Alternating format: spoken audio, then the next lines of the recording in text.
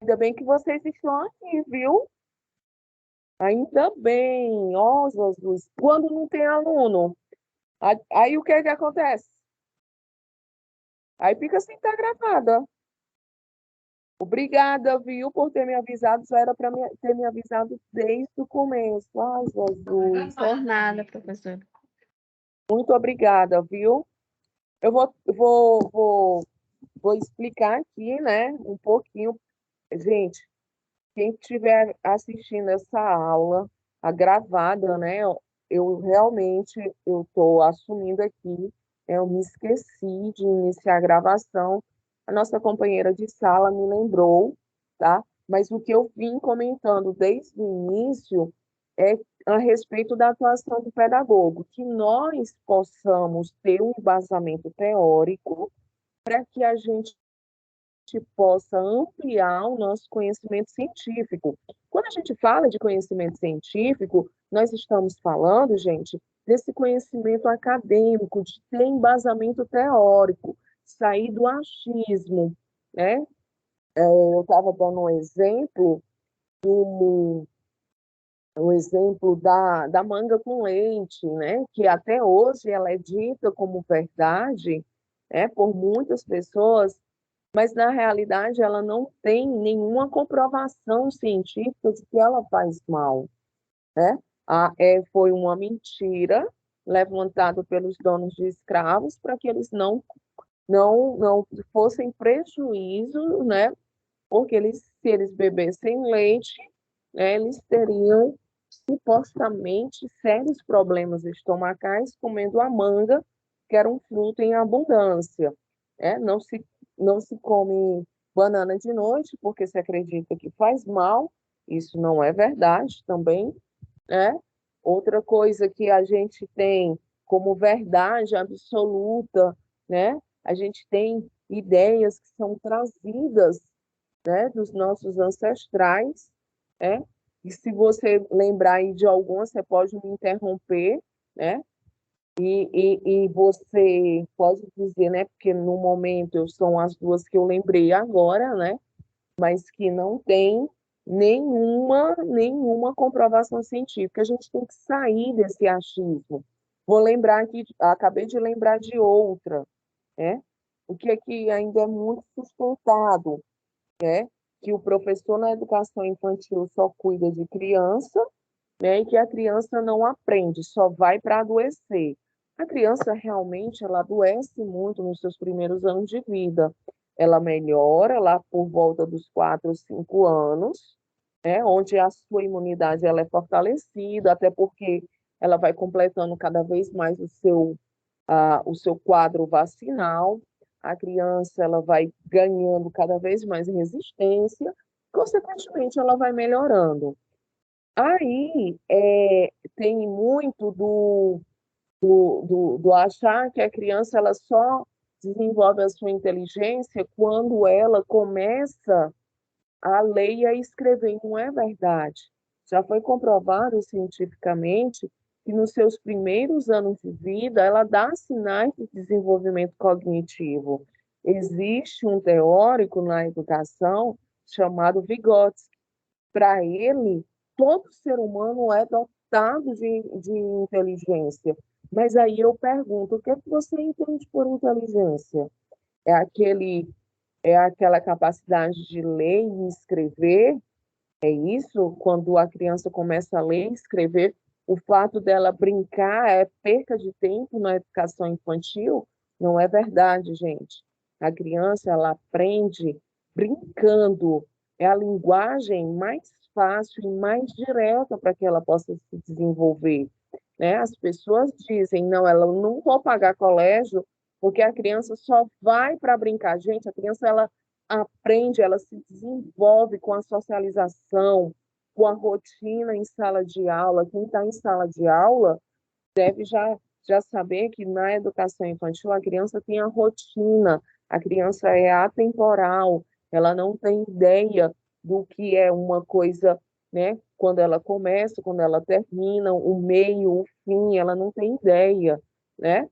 Por isso, toda e qualquer atividade ela tem que ser no máximo de 15 minutos, porque a criança ela se entedia muito rápido, a criança ela se distrai muito fácil, então o professor ele tem que ser dinâmico, ele tem que ser criativo, né? Não é enrolar uma aula, ele tem que ter comando de voz. Aí você acha que só com o achismo isso acontece, né? A criança ela vai se desenvolver? Não, você realmente vai ter ali somente o espaço para guardar, né? Você está só guardando, mas desenvolvendo essa criança, esse seu aluno, você não está.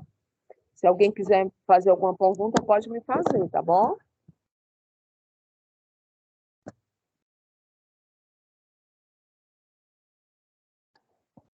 Vou continuar, tá? Se tiver baixo, se tiver ruim, pode me interromper. Aí aqui continua, né? Ainda segundo Severino, ensinar e prestar serviços à comunidade são tarefas da educação universitária, mas elas se realizam tendo sua fonte alimentadora na criação do conhecimento. E aí vem conhecimento. Como é que eu conheço? Ai, professora, dá tanto trabalho. Sim, é nossa função nós nos capacitarmos, é nossa função nós sermos o nosso maior investidor. Vocês devem ter visto, né, na disciplina de planejamento de carreiras, né? Vocês devem ter visto num determinado ponto em que diz, eu sei porque eu já ministrei essa disciplina, né? Eu só não ministrei para vocês. Eu acho que vocês, inclusive, já tiveram. Né? Fala de nós sermos o nosso maior empreendedor, né? A gente acreditar no nosso potencial, a gente investir. Tem tanto curso, gente, online, que você faz, você ganha certificado, né? Realizando as atividades, né? Você tem tantas oportunidades, você só precisa se dedicar e se debruçar em cima desse momento, dessa oportunidade. Aí, continuando, assim desenvolver o conhecimento dentro do espaço acadêmico é tarefa da instituição de ensino e da prática fundamental para o profissional em formação. No nosso caso, né, nós precisamos refletir sobre o ambiente escolar e sobre as suas características e suas realidades. Assim, quando esse futuro profissional, nós, né, quando nós estivermos no estágio, ele estará mais preparado. E aí eu vou explicar um ponto importantíssimo para vocês. Esse momento, né, esses primeiros anos, né, do curso, né, essas primeiras disciplinas, nós trabalhamos muito em cima da teoria, tá? Em cima da teoria, porque só um instante, pessoal.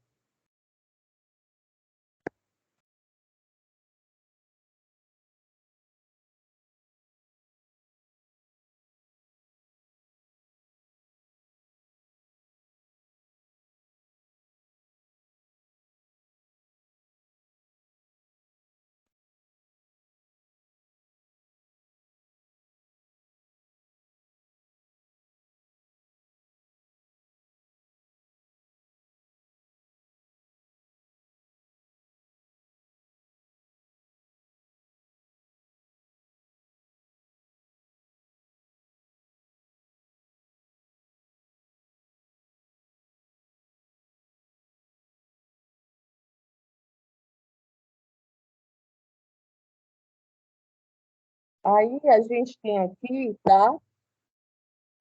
Que tem que ficar bem claro, assim como toda a ação que nós realizamos no nosso cotidiano, a gente tem que planejar, né? A ida, por exemplo, ao supermercado é uma ida em que eu programo o tempo que eu vou gastar, né? De ida e volta, o dinheiro que eu preciso utilizar dentro desse supermercado ou da mercearia, não sei onde que eu vá, né? Então, a gente se planeja, a gente se programa, né? Uma viagem, as nossas férias, um dia de descanso. Imagina quando nós trabalhamos em cima do conhecimento de uma pessoa, que no caso são os nossos alunos.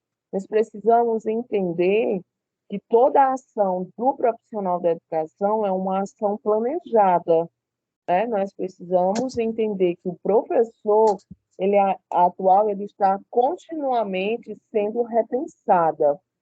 Atualmente, a gente tem vivenciado uma grande problemática.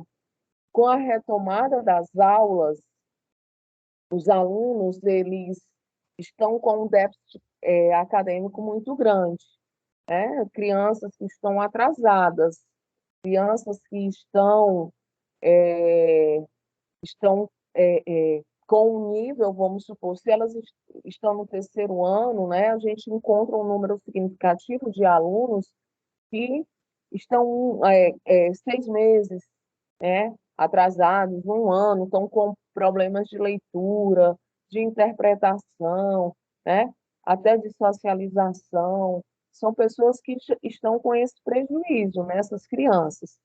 E aí a gente tem observado que é essencial se capacitar, né, para que a gente possa resgatar esse tempo perdido.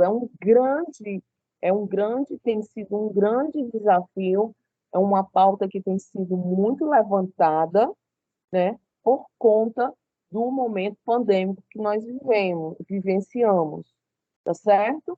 Outra situação, né, que a gente precisa estar preparado, são aspectos relacionados a alunos com deficiência intelectual, crianças que ainda não foram diagnosticadas, crianças que têm algum transtorno de aprendizagem, mas que, né, não conseguiram ser laudadas, não conseguiram fechar o diagnóstico, né? E normalmente o professor ele tem ali um desafio muito grande, porque ele tem dentro da sua sala de aula 15 crianças, 20 crianças, né? E essas crianças, elas estão ali naquela sala de aula, né, ocupando aquele espaço, mas com níveis de aprendizado diferentes. E não tem como você achar, você acreditar que todas elas, né, têm a mesma, vão absorver da mesma forma. Então, eu preciso perceber, né, como que o meu aluno aprende, quais são as estratégias de ensino que eu preciso utilizar para que ele possa vir a se desenvolver. Porque o nosso maior objetivo é o aluno dentro de sala de aula. Mas chegar, né, a ter essa percepção exige de nós cada vez mais capacitação. Né? Todas essas mudanças estruturais na nossa sociedade, a violência, né? Não sei se vocês são daqui de Fortaleza, né? A gente sabe que tem a possibilidade de ter pessoas de vários municípios, né? A gente tem a questão da violência, né? A violência ela está aumentando cada vez mais, ela está tendo muito espaço, né? E nós observamos que essa violência ela está passando do limite, né? Em que, por exemplo, quando você vai fazer um trabalho, né, com a criança, quando ela é um pouquinho maior, você pergunta o que é que você quer ser quando crescer? E a gente escuta muito a criança dizer que quer ser ladrão, que quer ser bandido, né? Criança que quer ser, né, quer ser líder de algum grupo. Então, tudo isso, né, repercute muito, é espantoso, é chocante, né, mas a gente vai fazer um trabalho com o objetivo, né, de conscientizar, né, de conversar, de mostrar, explicar, né, qual realmente seria a melhor solução, né? Justamente nesse ponto, sobre mudanças sociais. A escola precisa deixar de ser meramente uma agência transmissora de informação e transformar-se no lugar de análises críticas e produção da informação, onde o conhecimento possibilita a atribuição de significado à informação. Nessa escola, os alunos aprendem a buscar essa informação, a informação correta, né? Na internet, né? Tem o acesso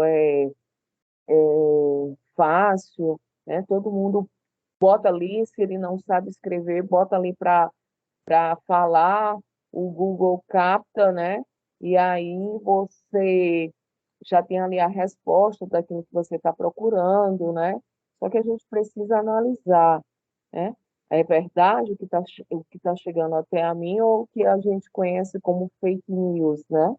Nesse sentido, nós que somos professores somos fundamentais, né, para estimular a ocorrência das condições necessárias para que esse estudante consiga desenvolver sua cognição, seu raciocínio, suas emoções, tá? Nesse processo de ensino-aprendizagem que possa ser significativo. E dessa forma, ainda segundo o Libânio, a escola teria como objetivos primordiais a formação geral e a preparação para o uso da tecnologia, do desenvolvimento de capacidades cognitivas e cooperativas, formação para o exercício da cidadania crítica e formação ética. Ainda temos aqui, o Libânio diz, atualmente nós temos, né, que assumir o ensino como mediação, a aprendizagem ativa do aluno com a ajuda pedagógica do professor, modificar a ideia de uma escola, de uma prática pluridisciplinares para uma escola interdisciplinares, né, onde ali elas interagem, né, elas acabam estabelecendo ali uma relação, se ajudando para poder complementar, né, ali aquela explicação, ampliar o entendimento, conhecer estratégias para poder ensinar, promover o pensamento, né? Persistir no empenho de auxiliar os alunos a buscarem uma perspectiva crítica dos conteúdos, assumir o trabalho de sala de aula como um processo comunicacional e desenvolver capacidade comunicativa, reconhecer, né, o impacto das novas tecnologias da comunicação e informação na sala de aula. A gente percebe o quanto os alunos eles estão muito viciados, né, o quanto eles estão dependentes, tá, dessas tecnologias, atender à diversidade cultural e respeitar as diferenças no contexto da escola e da sala de aula, né? Por exemplo, problemáticas, né, referente a isso não se admite mais fazer brincadeira de competição, menino contra menina, né? Onde os meninos aumentam essa rivalidade, né? Aí tem muito mais segregação do que uma atividade de lazer, tá? Investir na atualização científica, do conhecimento, da técnica, da cultura como ingredientes no processo de formação continuada. Integrar no exercício da docência a dimensão afetiva, desenvolver o comportamento ético e saber orientar os alunos em valores e atitudes em relação à vida, ao ambiente, às relações humanas e a si próprios, né? A gente observa que todos esses pontos que foram trazidos, né, ele está muito longe de acontecer. Por quê? Porque ainda temos a ideia de que, né, a sala de aula a escola é um mero transmissor de conhecimento e que ali ele tem que cumprir com o cronograma, né, para que ele possa se preparar e no final ele fazer a prova e ter a aprovação dele, né? Só que a gente tem muitos pontos, né, que precisam ser melhorados. Além desses 10 pontos, a desvalorização dos professores, né? A alienação, né? Que muitas vezes as pessoas levantam determinadas ideias, né? Ontem um aluno estava dizendo que estava conversando com uma outra pessoa e a pessoa dizia assim, mas eu só acredito em algo que eu vejo. Aí, disse, rapaz, não diga isso, que eu provo para você que você vai acreditar em algo, né? Que você não vê, mas que existe. Aí ele disse, rapaz, eu duvido. Ele disse assim, você está vendo as árvores balançando? Essas folhas balançando? Você está sentindo um sopro no seu rosto? Estou. Então, isso é a prova de que nós temos o ar. Você sente quando você puxa, né, nas narinas, no nariz, o ar, você sente que o ar entrou, né? E assim também quando você coloca para fora, né, do seu organismo. Então, você não está vendo o ar, mas você sabe que ele existe. Então, a gente tem muito dessa ignorância, né? A gente ainda tem muito dessa ideia, né, de que as pessoas elas querem levantar determinadas bandeiras do ceticismo e eles acabam entrando em contradição quando ele é mostrado para ele, né, que aquele ponto de vista está errado, né? Temos aqui questões sobre o espaço escolar, né, sobre a educação, que a Lei de Diretrizes e Bases da Educação, ela preconiza que a educação é dever não só da família, mas também do Estado, oferecendo uma escola de qualidade. No entanto, o que a gente pode observar é que a escola ela é muito mais cobrada, né, quando o assunto é educação. A família coloca esses alunos, esses seus filhos dentro da escola e a escola ela tem que ser responsável, né, pela formação como um todo. E a gente sabe que não, porque a criança ela passa um tempo na escola e ela volta para casa. E a família tem que complementar, sendo essa referência. Não parece clara a ideia de que a família participe da educação também, né? Você encontra essa LDB atualizada também no Google, tá? A escola atual exige novos professores, novas formas de ensinar, como a gente já vinha falando. Aí temos aqui, a escola de hoje precisa propor respostas educativas e metodológicas em relação às novas exigências de formação postas pelas realidades contemporâneas, como a capacitação tecnológica, a diversidade cultural, a alfabetização tecnológica, a superinformação, o relativismo ético, né? A consciência ecológica. Pensar no sistema de formação de professores supõe, portanto, reavaliar objetivos, conteúdos, métodos, formas de organização do ensino, né? E diante da realidade em transformação, né? Então, essa disciplina, né, que nós temos, a pesquisa e prática pedagógica tem como objetivo promover o quê? Atividades de cunho científico e, a partir destas, promover a elaboração e publicação de trabalhos, ampliando o conhecimento de vocês. Alguém aqui tem alguma pergunta? Hein? Alguém quer fazer alguma pergunta? Eu tenho um desafio para vocês. Pode falar. Sou eu, David. Oi, tudo É, bom? tudo ótimo. Uma pergunta. Essa LDB sempre está renovando, assim, essa lei sempre está Sim, atualizando? sim. Eu vou explicar por quê. É necessário essa atualização, porque demandas elas vão sendo exigidas pela sociedade e como a escola, ela faz parte dessa socialização, ela precisa acompanhar todas essas mudanças que ocorrem. Vou dar uma mais recente, né?